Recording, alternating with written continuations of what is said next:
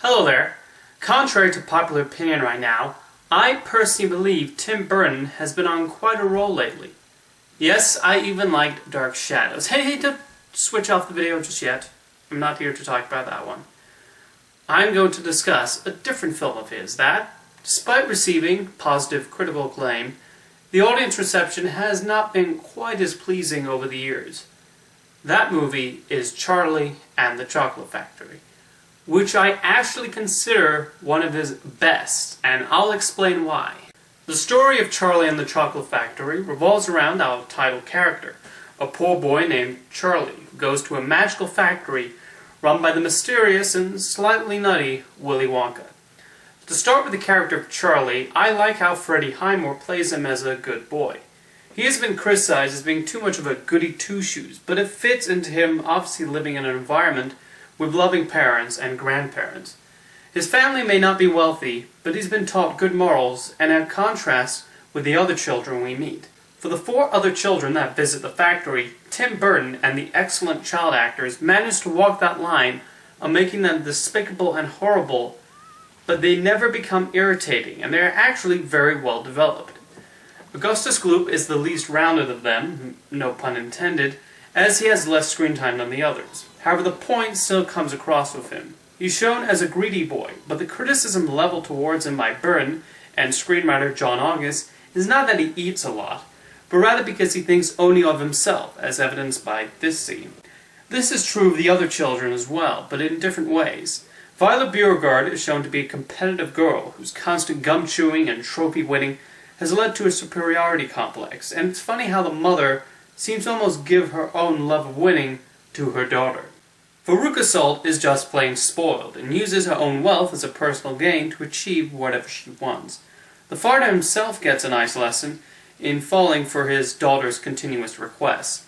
This leads to Veruca's inevitable, brilliant downfall, when her wanting everything leads to trying to get something she certainly couldn't handle. Finally, we reach Mike TV, who is the worst of the lot, mainly because he has the most naughty trait of them all. He's condescending.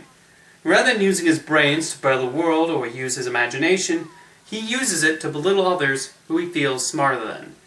The character also serves as a commentary that technology could lead to making children grow up faster, and few things are more obnoxious than a child who thinks he's smarter than any adult. All of these horrible personality traits make their ultimate demise and punishment all the more delightful. It's that sort of great dark comedy Tim Burton seems to revel in. For the role of Willy Wonka, Burton hired his usual collaborator, Johnny Depp, and I thought he did a fantastic job. He's kind of a nutty, Howard Hughes-esque recluse, which makes sense. If you're an eccentric inventor who's been stuck in a factory for many years with only Oompa Loompas to talk to, you'd be crazy too. Some of the funniest bits in Charlie and the Chocolate Factory arrives courtesy of Depp's performance, especially in his general confusion of these children and wacky sense of humor. People have said Wonka is reminiscent of Michael Jackson, but I've never gotten that vibe.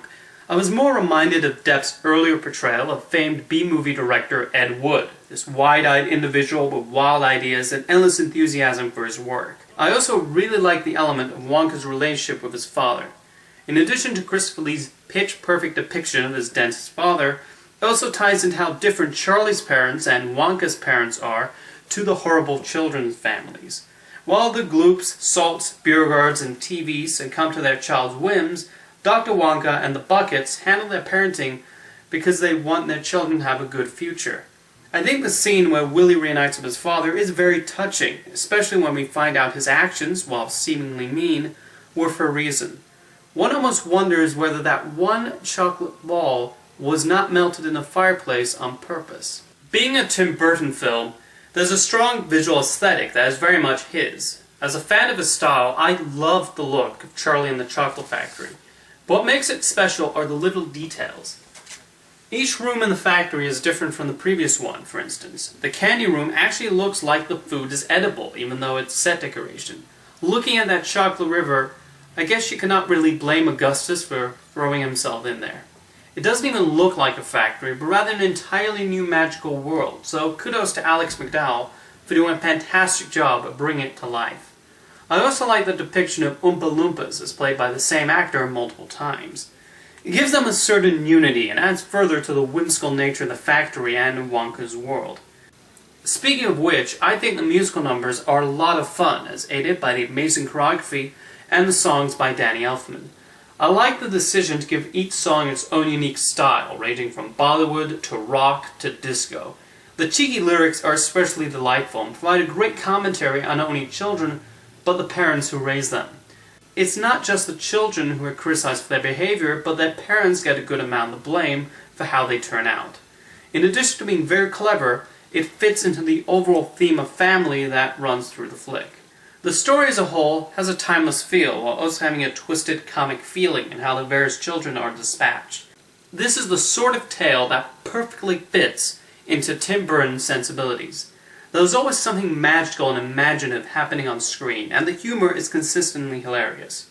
Charlie himself is very likable, and even Wonka, despite his eccentricities, we warm up to.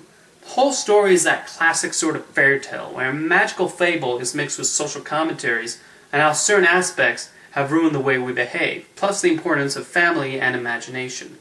I think this is one of Tim Burton's best, most intelligently thought-out films, and an absolute delight whenever I watch it. Now, some of you may or may not have noticed is that not once did I compare Charlie and the Chocolate Factory to Roald Dahl's book, or the earlier film adaptation directed by Mel Stewart. You see, when I did my slam on Willy Wonka and the Chocolate Factory a number of years ago, I may have focused too much on the changes from the source material, so I thought I should look at Burton's film on its own terms. Though, believe me when I say I still hate that earlier film, and I am able to criticize it for issues independent from the book. I think the characters are irritating and one-dimensional, the children give some of the worst performances I've seen from young actors, the production values are garish, the songs are lazy and nauseating, with the exception of the wonderful Pure Imagination, the humor is trite, and the attempts at sentiment are unbelievably syrupy. All of those are my problems with Willy Wonka, completely unrelated to its treatment of the source material. Now, you are free to like Willy Wonka and dislike Charlie. With that said, there is one aspect that people seem to think of the Burton film that bothers me, and that is when people refer to it as a remake. It's not a remake, it's another adaptation of Roald Dahl's book. I'm very strict when it comes to the definition of remake, and people seem to think that adapting a book or a play again classifies it as a remake. Not the case. Is Disney's The Hunchback of Notre Dame a remake of the Lon Chaney film? No, it's merely another adaptation of the Victor Hugo novel. The only exception I would make is if the director only used the earlier film as a source, ignoring the book, like what Gus Van Sant did with Psycho. With that out of the way, I want to talk about why Charlie and the Chocolate Factory is such a personal film to me. Of all the books I read in my childhood, this was my favorite.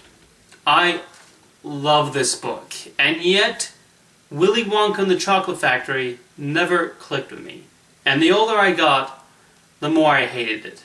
It's great to have a book you love, along with a worthy film adaptation serving as a nice companion piece, and I just never had that as a child.